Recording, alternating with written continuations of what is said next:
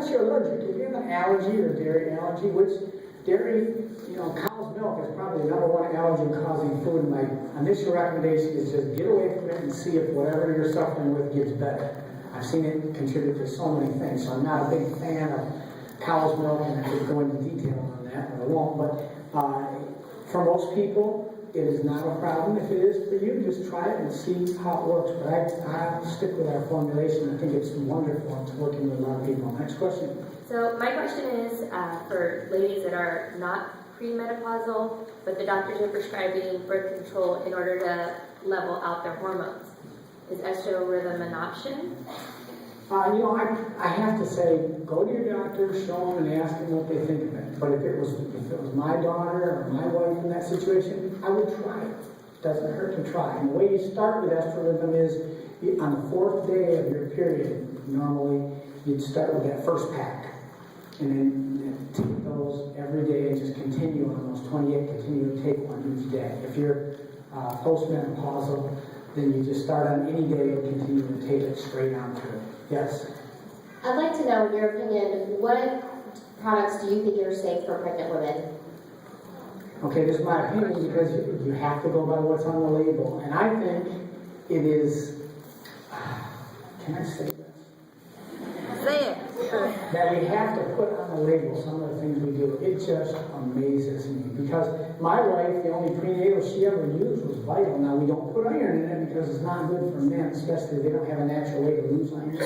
So you might want to fortify with a little extra iron if you're using it. But when you do that, you've got the best prenatal that I know of on the market. A lot of the prenatals are not well formulated. They're artificial and not natural type formulations and not as effective. So my wife used it before, during, and after pregnancy and during breastfeeding, but go by the label.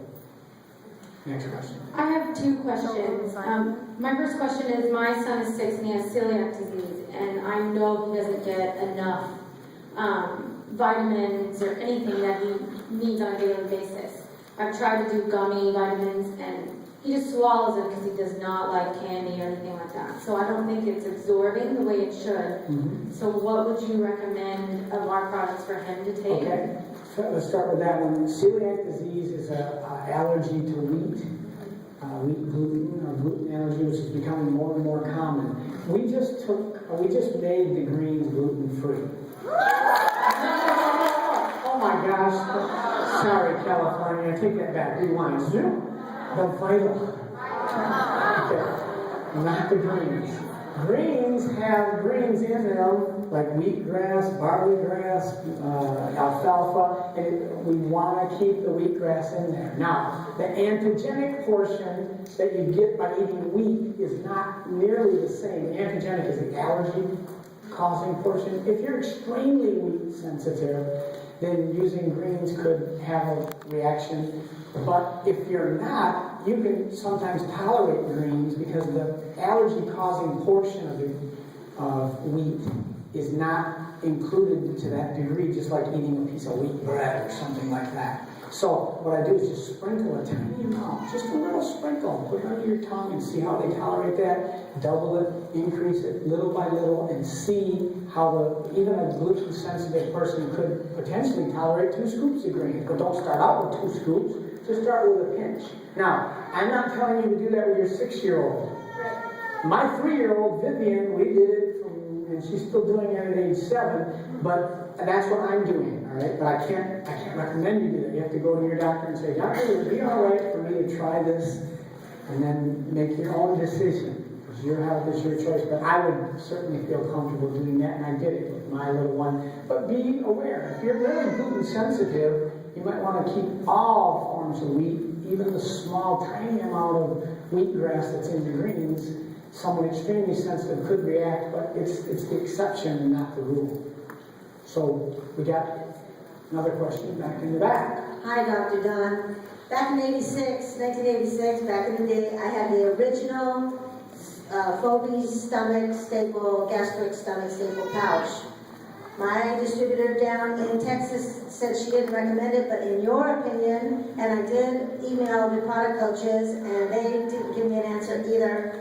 Can I take the Fat Fighter? I have Fat Fighter at home and I would like to take it, but they were afraid, my distributor said that she was afraid because of the staple, that it might swell up in the top part of my stomach and not digest through. Okay, now this is my opinion, That's what I remember? want, yes. You know I have to say, read the label, go to your doctor, who did the stapling and say, is it safe for me to take? And listen to them. Okay, but Fat Fighter works. Everybody say Fat Fighter works. If you're trying to fight fat, it'll work the same way it works in someone that's had staple and someone that hasn't. It's just the amount. With someone that's had, and you know this already, if you've had that procedure, you just start with small amounts. Break a Fat Fighter, break it in half, break it into four, start with a little bit of it, crush it up. Anybody could tolerate a quarter of one of those little things. It's just really good fiber. And you need that more than anybody because you've got extra needs. So start out, figure out what your body tolerates. Maybe you can tolerate a half, maybe a whole, maybe two, maybe three. Everybody's different, unique biochemically. So work with your body. Maybe you have time for 2 more questions. Okay, but I'm reminded of something. Thank you for that question. Let me say this. There's 2 kinds of people that need to be taking our dynamic duo and our nutrients and our supplements. 2 general groups. Ready? And I feel so strongly about this. I want to make sure to teach you this. The 2 groups that need to be taking our supplements or supplements in general. I believe we have some of the best. There might be better ones out there, but 2 groups. Number 1, people who are not on pharmaceuticals and do not want to have to use pharmaceuticals. Anybody in that group? You know anybody like that? I think one of your best approaches to preventing that is give your body all the nutrients that it needs to detox, balance your immune system, and you won't have to get in a situation where you have to make a decision on pharmaceuticals. Does that make sense? Here's the other group that needs to use the supplements, and I feel even more strongly about this. This is my opinion, but I'm right on this. People who are using pharmaceuticals. Every pharmaceutical causes depletion of nutrients, especially minerals and vitamins, because the body sees it as a toxin, and in the removal process, you lose vitamins and minerals. You need it even more if you're using pharmaceuticals. Now, in general, overall, the only thing that good nutrients will do in terms of interfering with pharmaceuticals is decrease the incidence of side effects of the pharmaceuticals. A lot of the side effects are because they deplete nutrients. Pharmaceuticals don't address the cause, they just cover the symptom and sometimes make the cause worse. Sometimes the cause is just simple nutrient deficiency. So, does that make sense?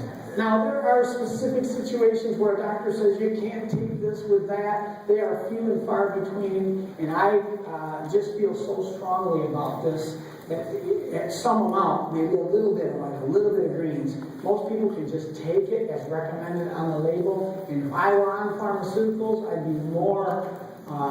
I'd make sure more that I'm taking my nutrients than if I wasn't on pharmaceuticals. Thank you. How you doing, Dr. Don? If I was any better, I couldn't hardly stand it. How about you? I feel good. My question is, I've been hearing through the grapevine that estro rhythm helps with women when they're on their menstrual cycle. Your opinion, is that true or not?